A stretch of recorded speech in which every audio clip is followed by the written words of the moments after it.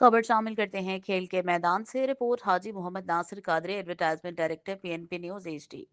सियालकोट में जहां पर जारी टूर्नामेंट पीपीएल के ओबेचक ग्राउंड में रवाल शाहीन ने एक तारीख रकम करते हुए मुसलसल 9 मैचेस जीतकर पूरे टूर्नामेंट में नाकाबिले शिकस्ता रहते हुए पीपीएल सीजन 3 का टाइटल अपने नाम किया। टूर्नामेंट में मेहमान ग्रामी मलिक फैसल, फजल अवान के साहबजादा मलिक नफाल, लाला नाजिम और राना मोहम्मद अकरम से मेहर मोहम्मद बूटा ने विनिंग ट्रॉफी हासिल की।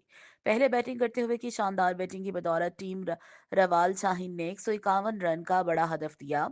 शुएब ने शानदार निस्फ सेंचुरी बनाई, अली हसन ने भी साथ निभाया। जवाबी बारी में बजवात यंगस्टर की टीम रेत की दीवार साबित हुई और 100 से ज्यादा रन से शिकस्त का सामना करना पड़ा। बजवात यंगस्टर को पूरा ग्राउंड तमाशाइयों से भरा हुआ था। एक बड़े मुकाबले को जिस तरह खेला जाना चाहिए था, रवाल शाहीन ने वैसे ही खेलकर तमाम शायकीन क्रिकेट को मुतासिर किया और आने वाले मेहमानों से भी दाद वसूल की।